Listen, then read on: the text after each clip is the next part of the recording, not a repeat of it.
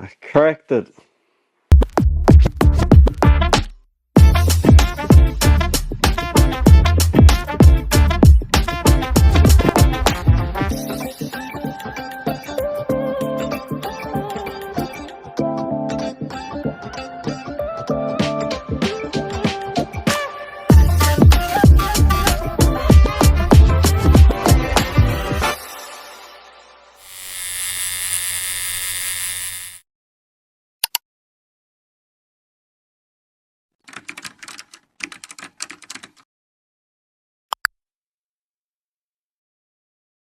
So let's start.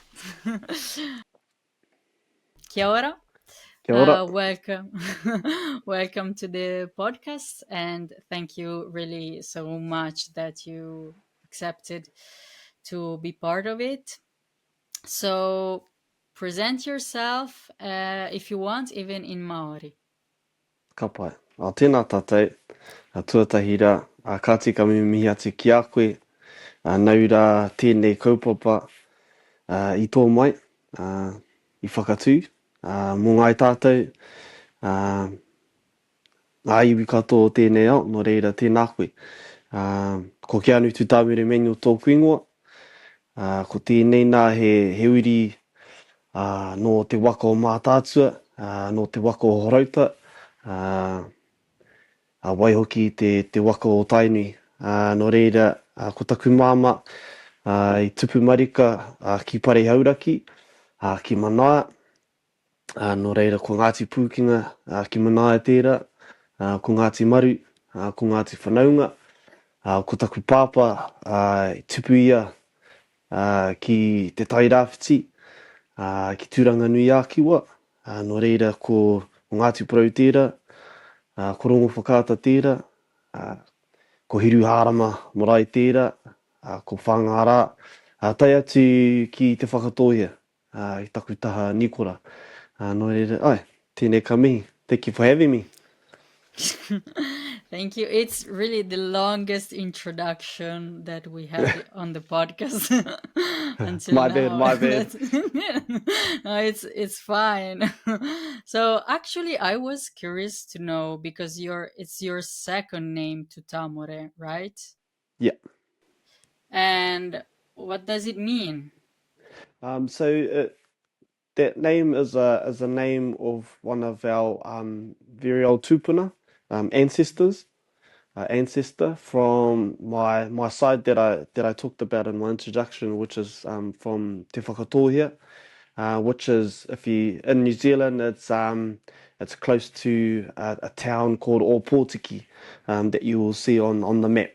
And so one of my so coming down generations, that name landed to one of my kōros,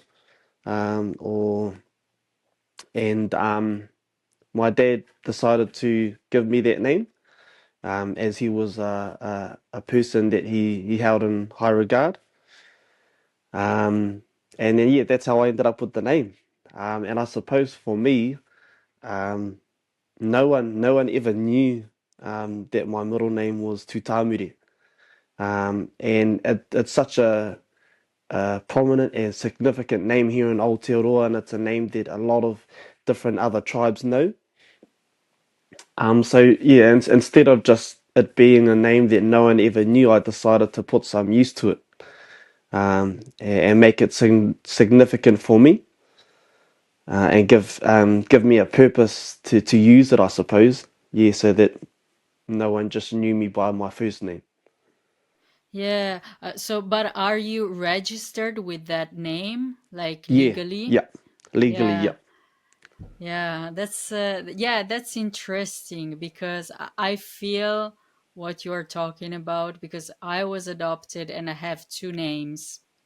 Yeah. One was back from my homeland, which is Ukraine, and the other one was given to me here in Italy. But in my case, my first name was like my first name, and the second one was the one given me here in Italy. But everyone knew me by my second name, And then when I turned 16, I was like, no, I want to be known with my first name. So I believe it's something like that. It's to also give space to your heritage in some Yeah, way. Let's get into the kōrero. So I saw that you have a background in whakairo, yeah. right? How did you end up choosing whakairo? So I pretty much came to the my last year in high school, and I still didn't really have any plans. Although I was pretty good at the academic side of learning, I sort of definitely knew I didn't want to sort of follow any career, in terms of like where you need mathematics and or science or languages or business and things like that. Well, little did I know that. And so I was like, oh, I'm pretty good at, well, the only thing I could think that I was pretty good at was sort of art.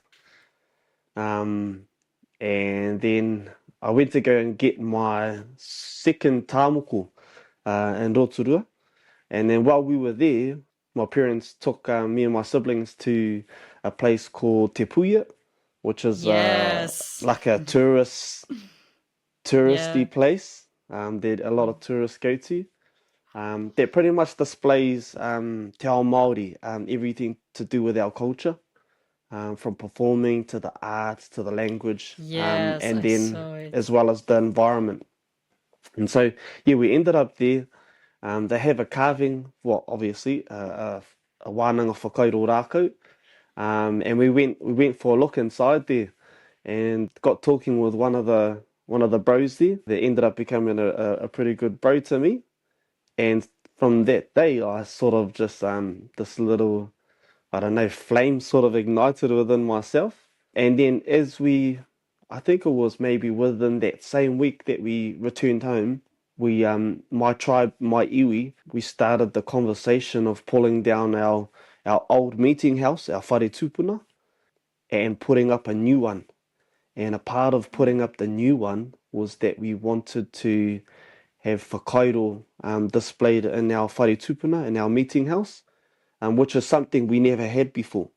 Okay. Um, and so I think going to the carving school, being a part of that conversation and hearing, well, we're actually going to have whakairo in our new whare, I thought we don't have any carving artists back here where I'm from. And so I thought, well, it'd be pretty cool if we, could have someone be a part of that process, have someone that knew how to do it. And then, yeah, I pretty much decided that from that day on that I was going to become a carver. But it wasn't a definite, because a part of the criteria to getting into the kura, the wānanga whakairo rākau, is that you have to um, have all these requirements and stuff, but they only pick five Oh, that's a people per year. really small selection of people. Yeah, yeah, and I didn't know how many would apply and things like that, but hearing that there's only five that get chosen, it was pretty I was well, I put all my chips on that I would get chosen because I didn't plan to go anywhere else. Yeah, But luckily enough, yeah, I got into the kura, the wānanga, and then yeah, my journey started from there. that's so cool. I mean, it's already, I would say, a really great accomplishment, even to get into Yeah, into it. yeah, Yeah, and very lucky. so yeah, but how it was? The process of getting into the Yeah, school.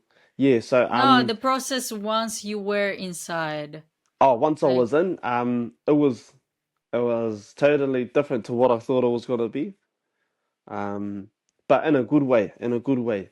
Um, and the level of carvers that they have there at the kura, at the wānanga, is just it's top tier. So you sort of come out, well, once you graduate, um, it's pretty hard not to be good or not to okay, have the skills that you need, because it's 24/7. It's every day you're just surrounded by carvers, carvings, examples everywhere that are top tier. And so the process was cool. You build a brotherhood that you never forget. That you make friends that you'll always remember, always cherish. And also, yeah, I suppose the most important part was the learnings, the mātauranga that you get there. Yeah. Yeah, even Massive. because I feel like that whakairo as moko, it's not only that you have to know how to, to acquire the practical skills. Yeah, Everything is even tied with your stories with the ancestors, and I believe there is a huge knowledge also behind that you have to know to be able to know what to carve, yeah. right? Yeah, Yeah. because we didn't have a written language back in the Yeah. day, so it was really important that what you carved had a story. Otherwise, it was sort of pointless back then. And I suppose Yeah. now today, we obviously have a written language now, but it's important to hold on to that history um, Yeah. so that it doesn't get lost. Yeah, True.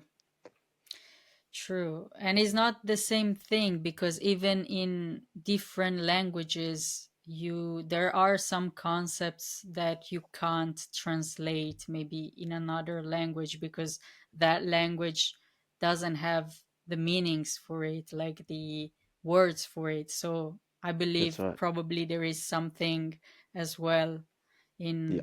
in carving. Right. Yeah.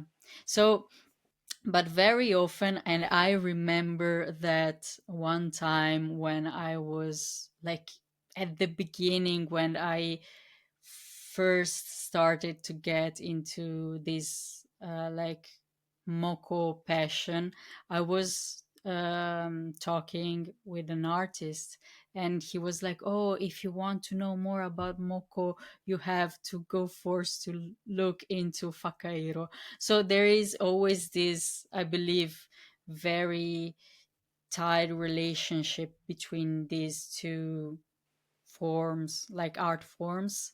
So Yeah. I see also that a lot of artists start from whakairo and then get into moko. So how it was for you? When did you do this switch and why? So yeah, I got into Hokkaido first, and then, but growing up, I think the thing that drew me to our art as Māori art, mahi toi, was Mhm. moko first. Right Okay. from a young fella, I was always interested in moko, and I have a photo. I have a photo and a memory of my brother's fifth birthday. The theme was to come as a superhero or someone that you thought that was cool. And then naturally there were kids there that were Spider-Man and um, Superman. Superman and Batman, but Yeah. I wanted to come as a Māori army soldier. I don't Whoa, know that's why. cool. And so I dressed up as like a soldier with and I drew my own mataora on my face, which That's was nice. yeah, it was rough as it was Of very course. rough.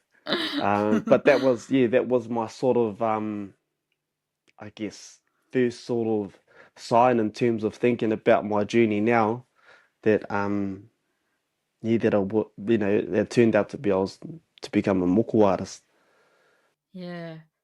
So yeah, I think right from a little fella I was interested in moko, but obviously the road to Hokkaido came first, Mm. um, and then once I had followed that road, and then I moved home to where I'm from. I decided to get into moko, and I didn't want to wait till I was too old to follow this passion, to follow moko. So I thought, Mm. oh, just you have to go all in, got to go now, or you're probably never gonna get into it. And Yeah, so makes sense. I'm just lucky that I have a lot of people that were already doing moko, and they sort of helped me along the way. So yeah, it Yeah. made that process easier. But do you feel that your like your family environment nourished this passion Oh, for very Moko, like much. from that young age? Because usually when you are a kid and you have this strong passion, you just pick it up somewhere, like Yeah, you see it around you maybe. yeah. I mean, my parents were. I think they did that for us in every kaupapa, everything that we were into as kids anyway. Okay. Whatever we were good at, whatever we wanted to do, they were there full support. And an example, I suppose, would be that one day I asked my parents if I could draw on our wall like a big sort of I guess mural, you could say. Yeah. And the idea was to just do like a big moko on the wall. And they just let me do it, you know. This was, I think I was maybe 13 years old at the time. And you know, my parents just let a 13-year-old do a big moko on the wall. And so I Yeah. suppose, yeah, they were supporting me right from, yeah, a young age. And even as I got to the end of my high school years, they were always not trying to force me, but just encouraging me, you know, reminding me that, you know, you're good at art and things like that. So you might want to think about that. But I think one of the barriers was that I think my my generation, we were right on the edge of, is it even possible to have a career, you know, as an artist? But it was True. definitely a lot harder for people before me to make that decision. But I think we were just right on the edge of wondering whether it's possible. But today, I think it's so different. I think our younger kids see it every day and know it's possible. Yeah. Like I feel like it's the same thing here because I remember when I was in middle school and I had to choose high school or from high school to university. I always had some people that I knew that were really into art, and they had really a hard time to convince their parents to let them study art because Mm, here it's the same thing. It's like the parents think, oh, but if you study art you will have no job, which yeah. in Italy is pretty much very easy. It's maybe it's true, but I mean, if it's a passion, you should nourish that for sure. I believe there is always time to change your path in life, but once you get like you let go of your passion, it's hard, I think, to take it back. Yeah. I feel so. You were really lucky, and your parents really awesome. Very lucky. It's Very lucky.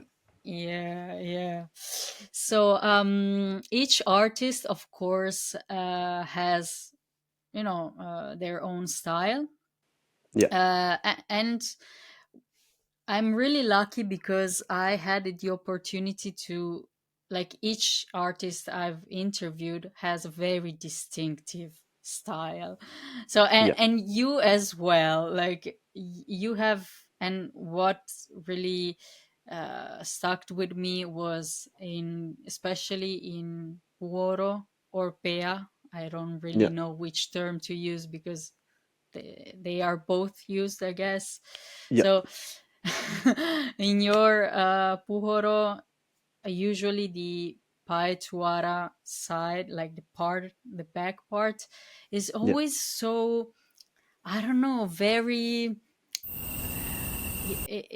It seems like that you experiment a lot with the shapes, and you really rarely use the triangle shape that is, I believe it's the most common one. Yeah.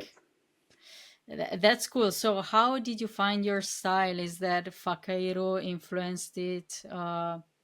And also another question that I have that is related to this is that when I spoke with Tehanui, he told me that for for him, even finding the right, like, distancing between lines was Mm, a work in itself. So yeah.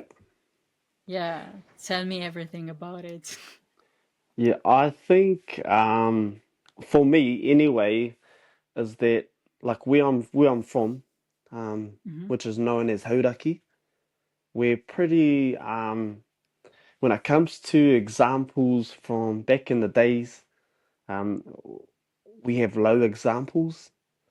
This is not only in Moko, but right throughout every, I think, culture aspect of Te Ao Māori. So like, for kōrero as well, raranga, we're pretty low in terms of examples that were left Okay. for us. And when you think of places like Te Arawa, which is the Rotorua area, Hmm. Te Taitokero, which is, Auckland and heading up north, Te Tairāwhiti, which is towards Gisborne area, Gisborne or Portuguese, that the east side of New Zealand. Those areas have lots of examples. Um, they've got lots of old whare that still remain, lots of examples from whare that are kept in museums, raranga, weaving, everything. And so you can see today that, all the different artists, whether they come from the east or the west, the north or the south, you can sort of tell in a way that they're from those areas. And so for us up here in Hauraki, um, I think we're in the developing stages of trying to find our look, because of the low examples that we have. Um, and so when we think of the look of Hauraki, what do we imagine? And I suppose for me, um, with my style, is that a part of my style is I want to try and create something for my people. Not to say that this is gonna be our style, so follow this way, but just to have something there as a part of the foundation, I suppose, in terms of the future artists coming through and making sure that I suppose a big thing of creating my style and knowing that my style might have an impact on the future artists is that um, when I think about my style is that I ka mahi I runga i te ngākau nui. So making sure that everything that goes into my style is done with the right intentions, I suppose. Mm. And when we say ngākau nui, it's um, you know coming from our heart, the good Okay. coming from the good parts of us. And so yeah, I suppose in terms of the pūhoro that I do, yeah, whakairo is a big um, design element in my moko. Just because of being in whakairo first and having that background, but also because our art forms he whakapapa tā rātou, our art that we have today come from our atua, so our Yeah. gods. So yeah, he taonga tuku iho, and when we think of depending on where you come from in Aotearoa, for whakairo, for us on the east coast, whakairo comes from our atua tangaroa, Mm. and then for moko, it comes from our atua rua moko, and they were siblings. So I guess naturally, moko and whakairo are always going to go hand in hand. And I think that's why they have that's why you find that a lot of artists that are moko artists or whakairo artists can do the others, can Yeah. jump between both worlds. So yeah, whakairo has a big impact on my moko. Um, and in terms of like, yeah, I think I'm trying to be different. Mm. Trying to create something for my people. Um, yeah, I think that's my biggest inspiration is trying to create something for my people and the environment that I come from. Whenever I do moko, I incorporate the environment. So where I'm from is close to the sea, Mhm. but we also have the bush, the forest. So I get to play with both those elements. Yeah, that's nice. I mean, because I'm not a creative person, so sometimes I really wonder how a creative mind can really transform something, from the outside, from the environment, the nature, into a design. That's, to me, it's magic, pretty much. It's really cool. So in terms of patterns and designs, you I don't know, you use f- patterns that you already saw and are from your area, or sometimes you even come up with new ones, like, Yeah, yeah. really? I think it's That's both. cool. Yeah, for me it's both. Um, and not only patterns from my area, but patterns from other areas as well. Okay. I guess because of my whakaaro background, as a whakaaro artist, if you get I don't know asked to carve a whare in this area, another area that you're not True. from, you don't go and carve your style and put it up in their house. And so I think Yeah. naturally having that whakaaro, those thoughts, that sort of come over to my moko as well. Because I do know artists that stay in their style, Hmm. whether you're from their area. If you go and get moko from them, they'll give you their style, which is pai because um, tāmoko is a little bit different to whakaaro in that way. If you go Okay. to an artist that's not from your area, you have to have the expectation of having their style, having their culture, their iwi, their environment put on you. If you're against that, then I just suggest you follow someone or get an artist that is from your area. But in some cases, you don't have that luxury either. Yeah, Um, because so it's maybe just there is something not the that's right. artist. Maybe there's no artist. Mhm. Yeah. Maybe you know no one. Um, but yeah, I think going back to that kōrero is patterns I do use, from our tradition patterns. But then there's also, the old school patterns, and then there's also coming up with new ones. But I think the biggest thing when you are coming up with new ones is to make sure that there's a kōrero that can go with it. Yeah.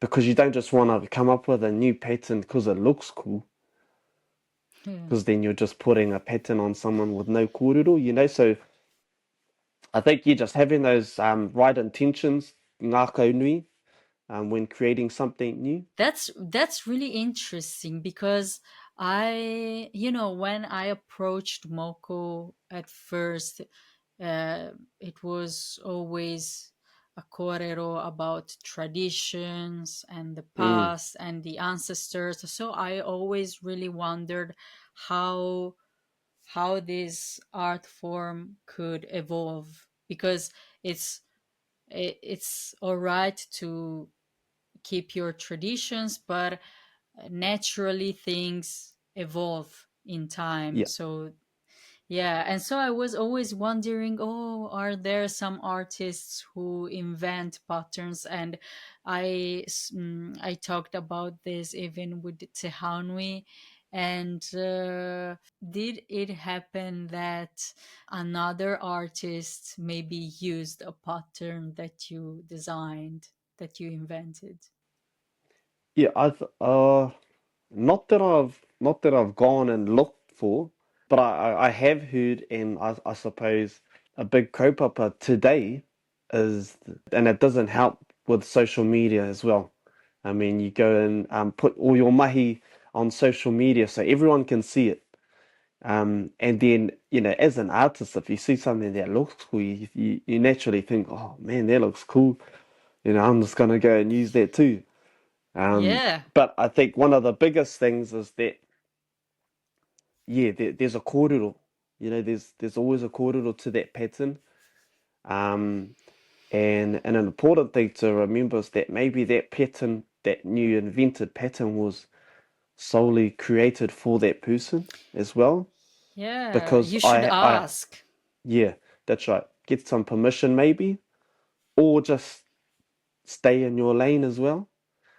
Because there have been times where I have created like a pattern, something new specifically for that person, and only that person, um, Yeah. because it was something that was inspired from the story that they gave me, Yeah. and there's no way. Well, their kids might have the same story or might have something similar, and so it might be something that I redo for them.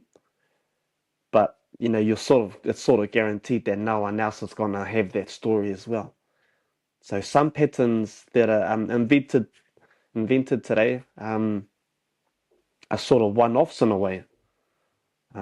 But then I understand that yeah, there are people that'll see it as well and that might just try and redo it as well because it looks cool.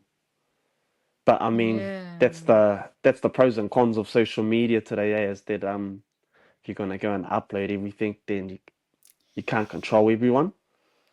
True. True.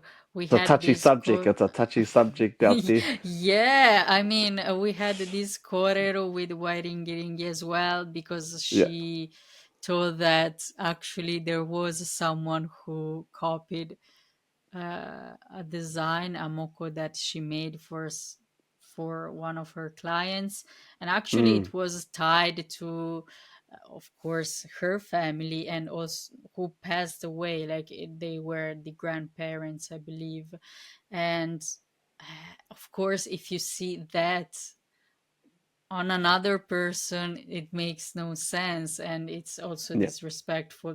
Especially if you've gone and created it for someone that's created for them. So it's like you know, don't do it. But then there's also that other side of that con, which is that someone really enjoys or is really inspired by your mahi, thinks your mahi is cool, and so they hold you, in high respects in order for them to copy it. So there's that they admire your mahi, so that's a positive. But then the negative definitely outweighs that positive. Yeah, but I feel like that if they respect you, they would ask. That's No? right. Yeah, yeah, yeah. That's right. It could be way more respectful. Yeah, yep. They Yeah. admire your mahi. But then another step would be, oh, bro, what did that pattern mean? Is it something I could use? Yeah. If not, all good. Yeah, but Yeah, yes, but I was also thinking that to me it doesn't make any sense because I'm like, I'm not an artist, but I know how much you have to, pay respect and be careful with the patterns, with what you choose, and yeah, all this sort of stuff, or all this sort of stuff, and how an artist doesn't know that and do yeah, these kind of mistakes. Like, why? To me, it doesn't. I can't really understand why it happens. yeah, yeah. And I think as an artist, like once you're in a place where you like fully respect the art and the kaupapa as well, because like this, although this art form is very famous now, it's still Mm. not where I think our people would want it to be. Yeah. And so you can tell the difference between artists um, that are in it for the kaupapa, to make sure that we carry, tā moko into the future and try and leave it in a better place.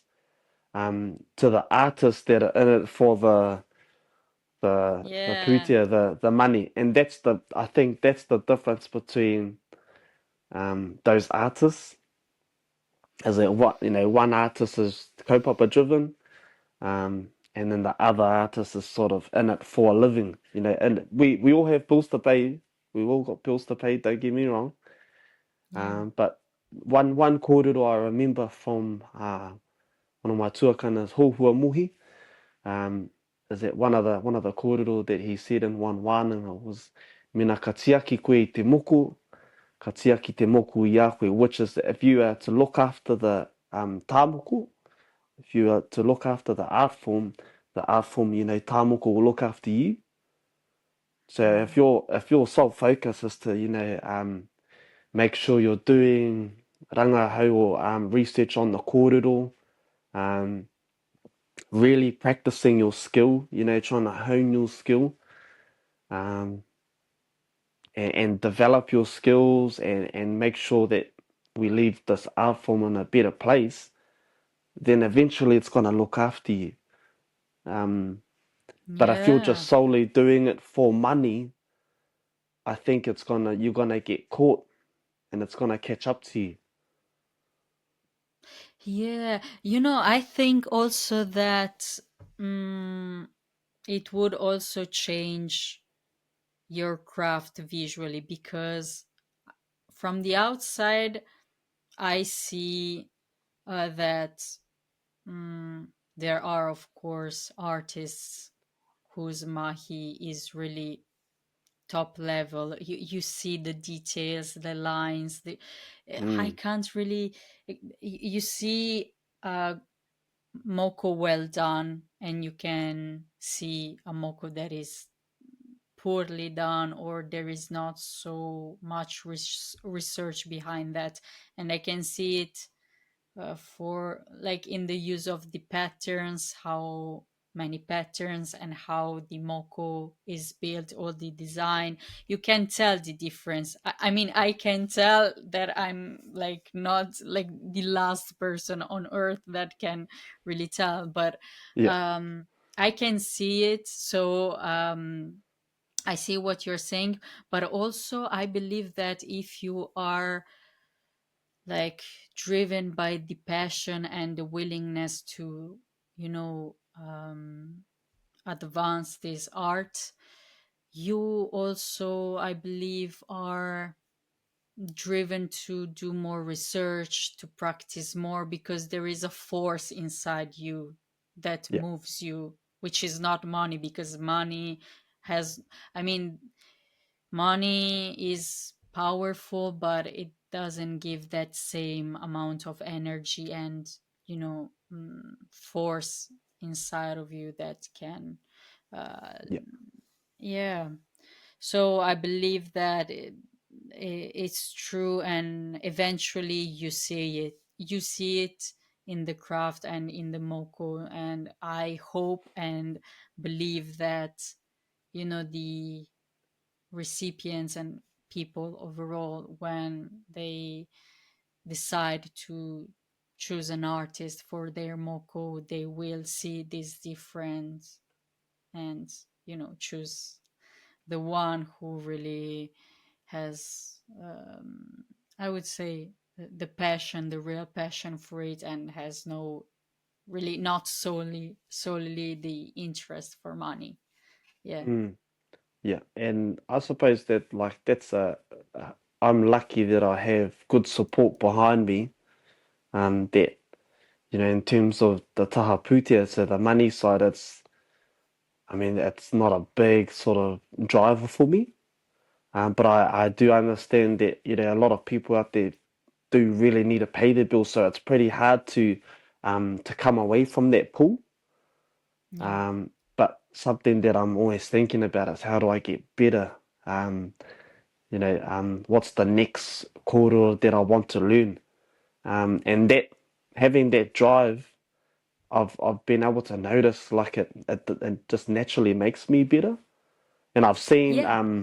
I've seen, from when I started to where I am now, and definitely making progress, but I've still got that drive to be so much better than I am now, So yeah, just having that drive to get better, all for the kaupapa. For me, that's the most important part, and it's gonna make you a good artist, I think, Yeah, definitely. without Yeah, you even and knowing that's it. yeah, it what was I was trying to say very poorly before, but yeah, that's it. That's it, and that's true.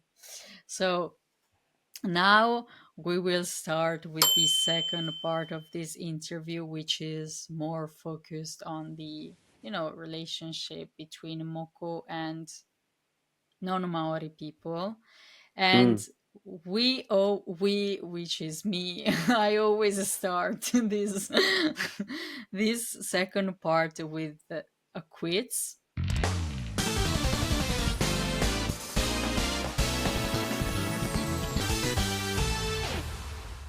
So the first is Pakeha versus Tau Iwi. So I know. What do you know about these terms? What's the difference? Oh yeah. So for tauiwi, for me, is like anyone that isn't Maori. Okay. So whether you come from Italy or Iran or Canada, Okay. anywhere else in the world other than Aotearoa is what I would say tauiwi. Mm-hmm. And then Pākehā is someone that I would, even though they have whakapapa, even though they've probably got whakapapa to a lot of different places other than just England, I would say Pākehā for me is like England, English people. Okay. Okay. And non-Maori people in Aotearoa, they are Pakeha or Well, Tauiwi. they're known as Kiwi. Ah, okay. Yeah. Well, there's that True. term. True, true, true, true, true, true, true. There's that term Kiwi now, so yeah, I Yeah. suppose that. S- But yeah, Okay. but for me, like if someone is from Canada, then hopefully I can take that time to find, because a lot of us will just say Canadian. Yeah. But within Canada, they might be from a specific area in Canada. True. Um, so I suppose and my artist side is coming out right now is that I would try and find out, Yeah. that which area specifically they're from because um, Yeah. yes, we have Māori as that term for us, but then there's also our tribes that and our rohe, our different Yeah. areas that we come from. But yeah, sorry to branch off there. Yeah, yeah. Actually, I heard some time ago that the term Maori, of course, arrived, with the colonization because, Mm, before there were the Iwis and the Hapus and things like this. But then when yeah, foreign people arrived in Aotearoa, you had to make this distinction, of course. yeah, we had to come together. Yeah, true, true. So now the second couple of terms is Kirituhi versus Moko. Kapai. Ha. For me, kirituhi, and yeah, this is these are the top sort of questions and True. um, not arguments, but debates, I suppose, that we all have today. But for me, kirituhi is something that is not permanent, Okay. and moko is something that is permanent. It makes even sense. Yeah, Like, because even when you translate the word, yeah, indeed. kirituhi is to draw on the skin. Hmm. Um, but I do hear the other kōrero too, which is that kirituhi is used for moko on foreign people, people that aren't Māori. Yeah. But for me, the patterns are still the same, and that's why I sort of just disagree a little bit. Disagree a little bit.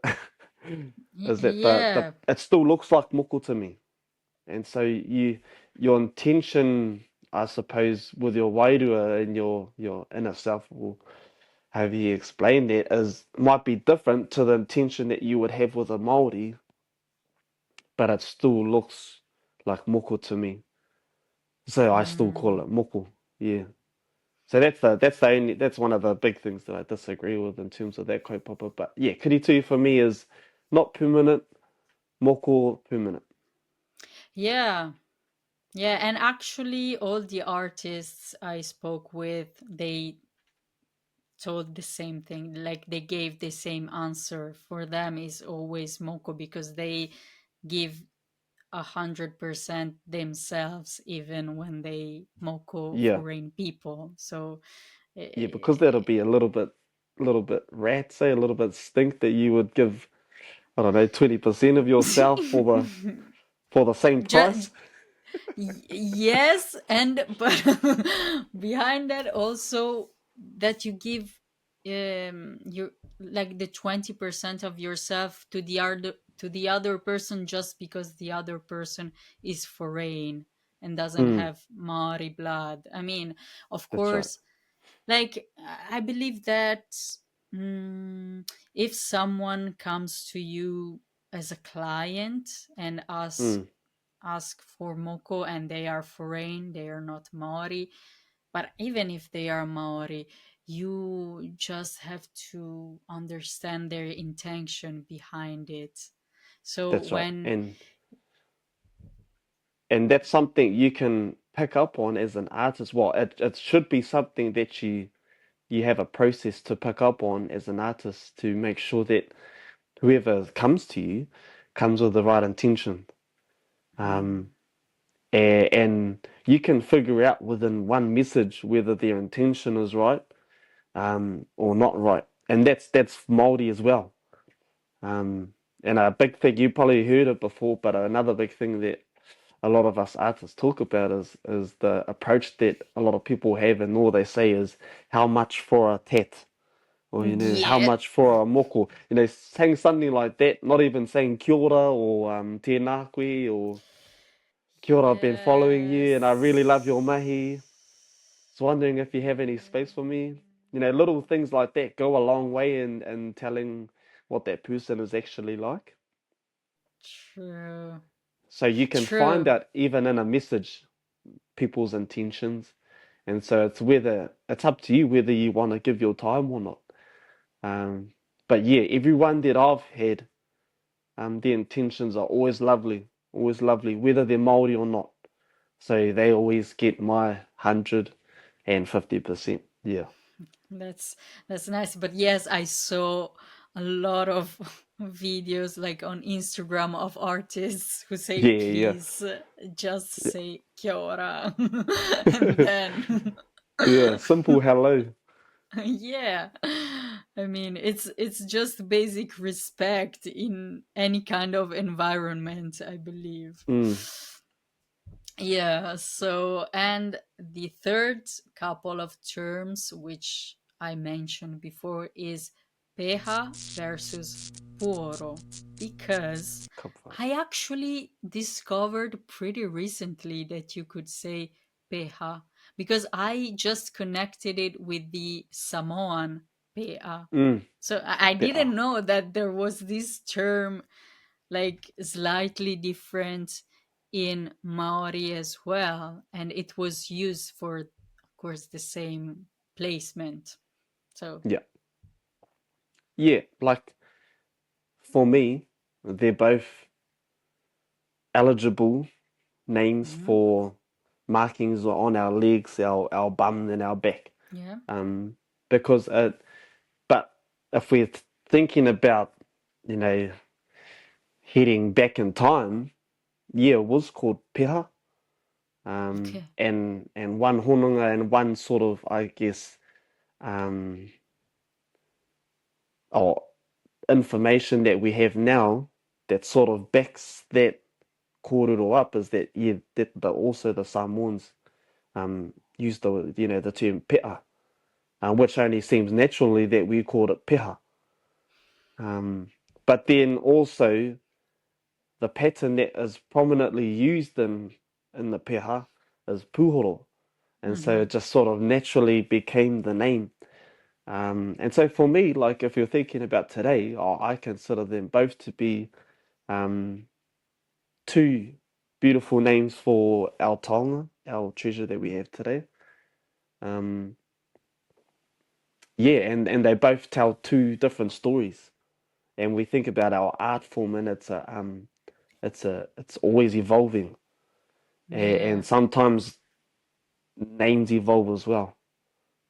So I guess a job for us artists is to um, try and spread those kōrero as well and share that Mm. information.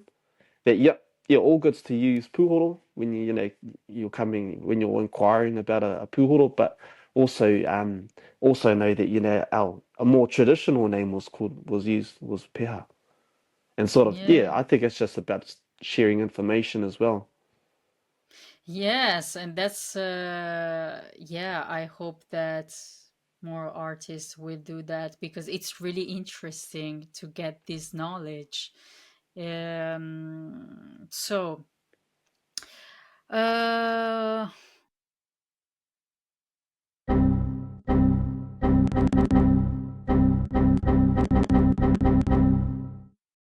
what do you think, even though you already answered to that? So and then the next question was, can a non-Maori receive Moko? But I believe that we already know the answer pretty Yeah, much. yeah, yeah, yeah, So yeah, because of course there is, I feel like it's really always pretty much a hard like discussion to have, because there is always this debate, I believe, underlying debate about non-Maori people receiving Moko or approaching the art, and especially non-Maori doing Moko, because there are some artists, non-Maori artists, who Moko people. So, yeah. what do you think about that? So the first one is the non-Māori receiving moko. Yeah. Yeah. Is that so for me, moko kanohi and puoro True. well, not I can't speak for every other artist, only for Yeah. myself. But will remain a taonga for Māori anake. But the thing is, for me, ko te tangata Māori, so a Māori person, isn't just someone that has Māori blood in them. Which Um, this is a kōrero in itself, because oh, is that going to be another subject? yeah. I'm Okay. sorry, I'm sorry, but yeah, No, no, okay, no, no, no. No, it's yeah, not a subject of the interview, but we can, okay, of course, talk about it. But I feel like there is a pretty strong like discussion around that as well. Like, I, of course, on social media, which is not the real word, but you see, it's like a window. Um, there are I mean, I feel like that there is this message: you are enough because you are Maori, so because you are Maori you are entitled to have Moko. It's mm, something that I heard pretty much. So what you are saying now, it's pretty much new, and not new, but a nuance to this discussion. yeah, because for me, like just an example, back in the day, um, there are examples that non-Māori were given moko kanohi. True. So when non-Māori at the time was, a tangata, a person that didn't have Māori blood. Hmm. But one of the things we have to remember is that when someone spends um, most of their life living within a village, amongst Māori people, their way of life is if they were born with Māori blood, born into a whānau that are Māori, raised in te ao Māori, know nothing other than to be Māori. Um, and True. so now, when I think of an example, I think of my grandmother, who is just full Pākehā, Mm. looks full Pākehā, but she's been with my papa, my grandfather, since she was 19 now, and she is 72, and so majority of her life, well, almost all her life, Yeah. she's just lived amongst Māori people, doing Māori things, and one of the things that we say is the wairu of a person, mena he Māori, well, he Māori, so if they're, I guess, yeah, the way that they have, that they carry with them is like as if they were born a Māori, and all they know to be is Māori. So to deny someone, like that, um, the opportunity to have moko kanohi here just seems sort of wrong for me. Yeah. And a lot of cases we have whānau that whāngai, so that adopt, Yeah. um, you know, kids that are Pākehā, kids that are from Africa, everywhere. And they're adopted into a Māori whānau, and so all they know is te ao Māori. So that's why I say um, you don't have to have toto Māori, just mere Māori. And a tangata and a person that is Māori is someone that thinks and lives like a Māori, not just That's blood by blood. beautiful. That's beautiful. True. And it makes totally sense. And as you said, it's right. It wouldn't be fair to deny this to someone who practically is Maori. Yeah, Hmm. that's nice. Even because um, I feel that I was adopted when I was really like 2 years old, so I was really little. So even though I'm from Ukraine and my heritage is from back there, I am culturally fully Italian. I know Mm. nothing but being Italian. Yeah. Even though it's in some way, and this is really another kōrero in itself, but um, even if there is a part of you that is always you know tied um, to the heritage and where you're from, and at the same time it's kind of a wound because you didn't get to experience your heritage. You lost everything without the possibility to choose that. Yeah. At the same time you have this other culture, this other heritage, let's say, because at the same time they have the same weight. So I feel it so much, and it's beautiful. So and what you say about non-Maori artists who moko people, who do moko on people? Yeah. So like I think it'll just transfer over to me, or transfer over for me. Um, Mm. I wouldn't be fine with someone that just loves the art to do moko, if Mm. that person hadn't been brought up in te ao Māori. Um, and when I say te ao Māori, I mean, like go through kohanga reo, or which is our Mm. like early childhood. Kura Māori, whare kura aho matua. So just going through all the schooling, Yeah. as a young person. Um, but then as an adult, if you come into a whānau and spend majority of your life and all you know is just to be Māori now, then that's different.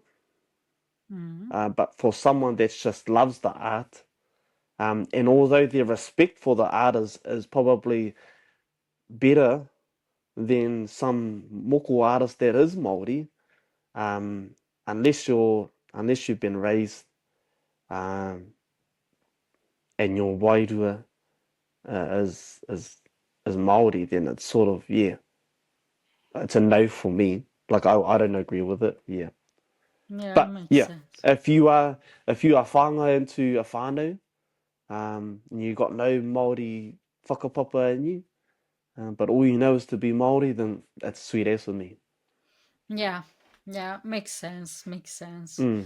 So, now, what would you suggest to, I would say now, both the non-Maori and Maori people who wanted to have Moko, how would you suggest to approach the artist? Um, I think the most important thing is that obviously when you approach someone to be respectful, like as if you would approach someone in person. If you were to just walk up in person and be like, "How much for a tat?" What sort of response are you Maybe gonna there get? are people who do that. Well, and there's probably some artists that will accept that as well, So, but for me, it's when you message, and a lot of it's done through messaging these days. Yeah. Message as if you were to approach someone in person, maybe. Um, Try and channel that energy, that respect that you would have for someone in person in your message.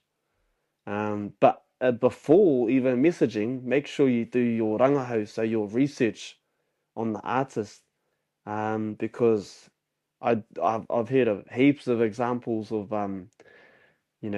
people just getting moko from someone that's uploaded a picture of moko, and then turning up to like a shop and then having a bad experience. So don't just look at one picture, try and find 50 pictures from them or something. But just Yeah. really if you are interested in their style, just, follow them maybe for a while. Um, a lot of social media nowadays is a good insight on the person's background by the way they share stories, and um, a lot of us upload our bloody lives on social media nowadays. So True.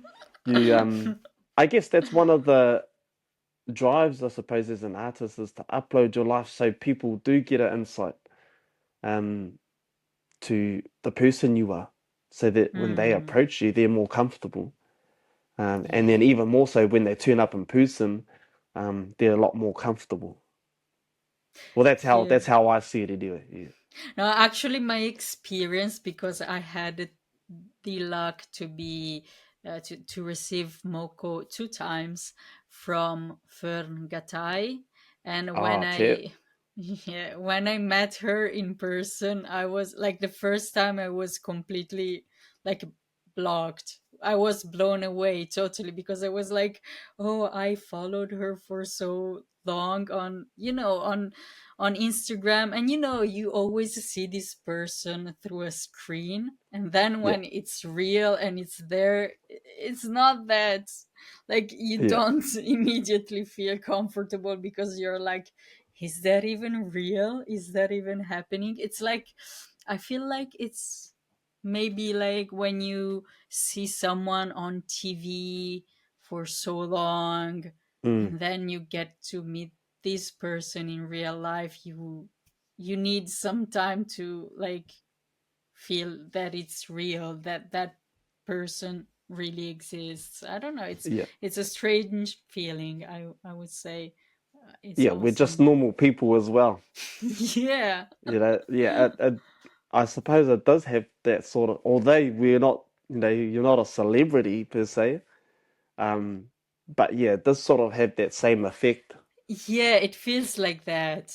It But feels we like all that. know that celebrities feel more comfortable when you treat them normal, as True. opposed to like a celebrity. So yeah, maybe keeping that in mind as well. Yeah. Yeah. No, I was just shocked at the beginning. I couldn't even speak, because it was really strange. It was Yeah. just strange, a strange feeling. But yeah, definitely. So That's a wrap, my Neke, friends. mean. So, thank you so much. You were so kind. This No, was it a is. good kōrero. And so I ask you to leave a last message for the followers of this blog, this page. And yeah. And thank you for having me. Beautiful sharing this kōrero, and loved it. Sharing it with you. I really get the. Although this is first time meeting you through technology, Yeah. um, I very much get the sense that you're out here driving our kaupapa um, and sending a message to everyone in this world. So you're pretty much helping us, making it easier for us to spread this message, which is awesome. And you're doing this out of your ngākau nui. So thank you for that, and thank you for having me. I guess a kōrero that I can leave, um, and that's a kōrero that um, a lot of us have, a lot of us moko artists have, and it's whaia ngā mahi a rarohina. Yeah. Um, and I suppose the artist that you've had on your channel probably already said it. Yeah. And then Moko all nui I can do arangi. is, yeah, so all I'll do is repeat it. Yeah. And tautoko that message that he left. Yeah, whaia ngā mahi a rarohina. Be a good person. It goes a long way. Yeah. That's true. Thank you and have a nice day. No, you too. Thank you. Bye. Ka kite.